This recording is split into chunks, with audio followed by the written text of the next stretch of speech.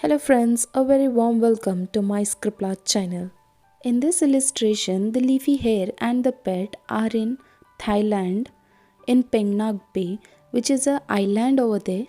The place is a fantastic seascape filled with hundreds of limestone outcliffs.